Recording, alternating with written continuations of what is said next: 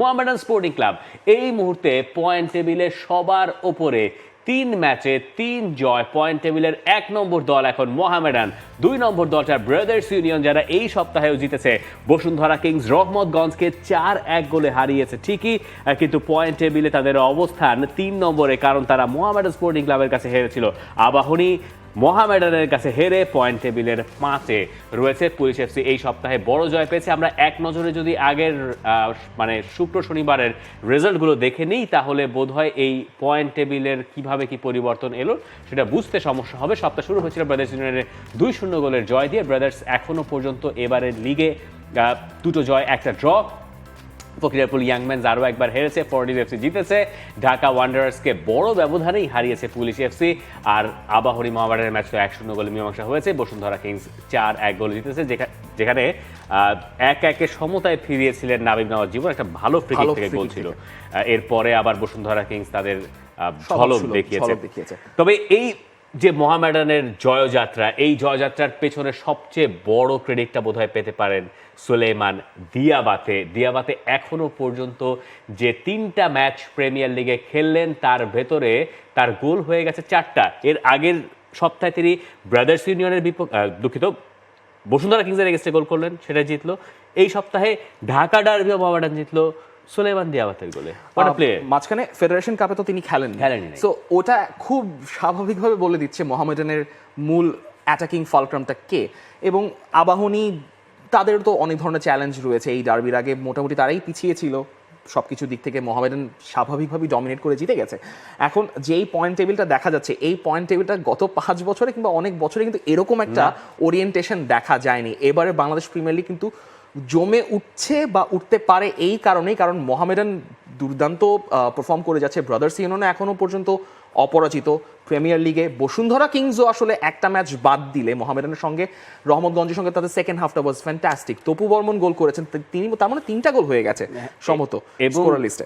দেখেন আপনি ব্রাদার্স ইউনিয়নের কথাটা একটু করে যদি বলে দিই, ব্রাদার্স ইউনিয়নের যে ক্লাবের ম্যানেজমেন্ট চেঞ্জ হলে যে ক্লাবের রেজাল্ট চেঞ্জ হয়ে যেতে পারে, এইটার একদম আদর্শ উদাহরণ ব্রাদার্স ইউনিয়ন।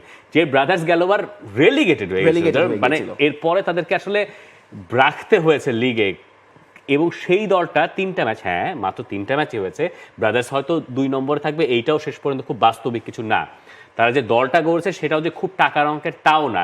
কিন্তু যেটা হয় যে আপনার ক্লাবের ম্যানেজমেন্ট যখন চেঞ্জ হয়ে যায়, আপনি যখন একটা প্রপার ম্যানেজমেন্ট নিয়ে আসেন এবং তারা যখন ফুটবলের সাথে সম্পৃক্ত থাকে, যখন তারা তাদেরকে বোঝায় যে তোমার ভালো খেলা দরকার, আমরা একটা ক্লাব হিসেবে সামনের দিকে এগিয়ে যেতে চাই, এই ব্যাপারটা যখন সবাই এক সুতোয় থাকে, তখন আপনি এই ধরনের রেজাল্ট পান। ব্রাদার্স ইউনিয়নের এই যাত্রাটা ইন্সপায়ারিং, কতদিন চলে সেটা দেখার বিষয়।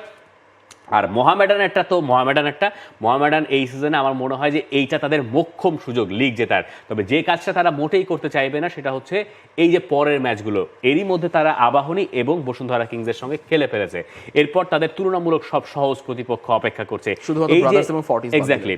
এবং এই যে ম্যাচগুলো রয়েছে, এইখানে পয়েন্ট হারানো চলবে না। ফার্স্ট ফেজে যতখানি সম্ভব বসুন্ধরা কিংসের ওপরে ওই চাপটা বজায় রাখতে হবে যদি তারা লিগ জিততে চায়। বসুন্ধরা কিংস নইলে আপনাকে ম্যানচেস্টার সিটি গেল কয়েক বছর যা করেছে, সেকেন্ড ফেজে এসে একটানা জয় দিয়ে ওই লিগ জিতে যাওয়া তাদের পক্ষে সম্ভব।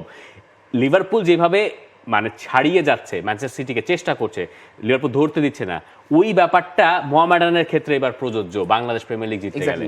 গত 2 সিজনের পার্সপেক্টিভ যদি আপনি প্রিমিয়ার লিগের সঙ্গে তুলনা করেন, English premier league, Arsenal Mohammedan হতে পারবে না।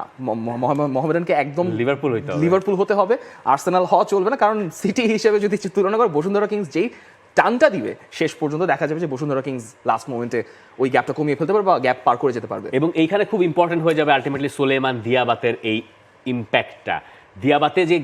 দিয়াবাতে প্রতি ম্যাচে যেভাবে গোল করছেন, এবং এই দিয়াবাতে এমন না যে এইবারই প্রথম এই কাজ করছেন, অনেক দিন ধরে তিনি এই কাজ করে আসছেন। এবং দিয়াবাতের মতো ফুটবল সম্ভবত একটা প্রিমিয়ার লিগের টাইটেল ডিজার্ভ করেন। মোহামেডানে তিনি যা দিয়েছেন এবং মোহামেডান তার কাছ থেকে যে সার্ভিস পাচ্ছে, এইটার সঙ্গে কোনো একজন ফুটবলার, সেটা লোকালও হতে পারে, তার যদি গোলের সংখ্যাটা 10-এর কাছাকাছি থাকে, তাহলে বোধহয় মোহামেডানের জন্য এই কাজটা অনেক সহজ হবে। গেলবারও যখন বসুন্ধরা কিংস লিগ জিতলো, রাকিব তার গোলটাকে 10-এ নিয়ে গিয়েছিলেন।